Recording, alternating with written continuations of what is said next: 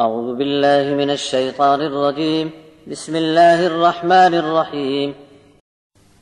يا أيها الذين آمنوا أطيعوا الله ورسوله ولا تولوا عنه وأنتم تسمعون ولا تكونوا كالذين قالوا سمعنا وهم لا يسمعون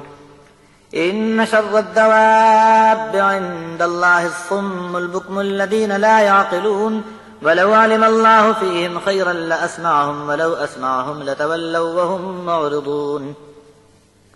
يا أيها الذين آمنوا استجيبوا لله وللرسول إذا دعاكم لما يحييكم واعلموا أن الله يحول بين المرء وقلبه وأنه إليه تحشرون واتقوا فتنة لا تصيبن الذين ظلموا منكم خاصة واعلموا أن الله شديد العقاب واذكروا إذ أنتم قليل مستضعفون في الأرض تخافون أن يتخطفكم الناس فآواكم وأيدكم بنصره ورزقكم من الطيبات لعلكم تشكرون يا أيها الذين آمنوا لا تخونوا الله والرسول وتخونوا أماناتكم وأنتم تعلمون واعلموا أنما أموالكم وأولادكم فتنة وأن الله عنده أجر عظيم اے ایمان والو، اللہ اور اس کے رسول کے فرمان کے مطابق چلو اور حکم سن لینے کے بعد اطاعت سے پھرنا مت، اور ان لوگوں کی طرح مت ہونا جو کہتے رہے کہ ہم نے سن لیا جبکہ انہوں نے ٹھیک سے اللہ کا حکم سنا ہی نہیں۔ ایسے ہی لوگ اللہ کے نزدیک سب جانداروں میں بد سے بدتر ہیں کہ حق بات سن لینے کا دعویٰ کرنے کے بعد بھی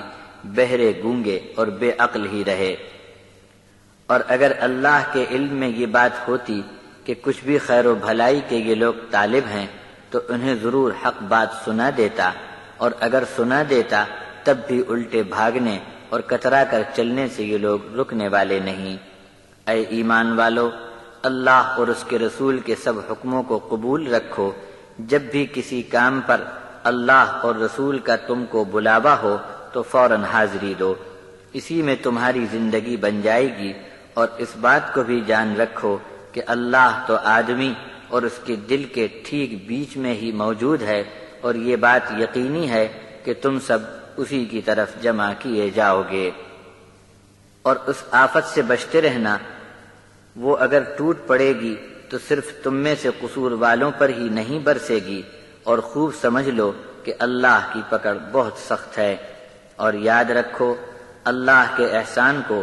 جبکہ تم بہت ہی تھوڑی تعداد میں تھے اور بے بس تھے ملک میں، تم کو بہت دبا دیا گیا تھا، تم ڈرتے تھے کہ لوگ تم کو نوچ ڈالیں گے، تب اللہ نے تم کو جگہ دی اور اپنی مدد سے تم کو نواز دیا اور پاک ستھری روزی بھی عطا فرما دی۔ اب تم پر لازم ہے کہ اللہ کا حق مانو، یعنی اس کا شکر ادا کرتے رہو۔ اے ایمان والو، اللہ اور اس کے رسول سے خیانت نہ کرنا اور اپنی آپسی امانتوں میں خیانت نہ کرنا، اس کا وبال تم کو معلوم ہے۔ اور جان رکھو کہ تمہارا مال اور اولاد تمہارے لیے آزمائش ہے، اور یہ کہ اللہ کے نزدیک بڑا اجر ہے۔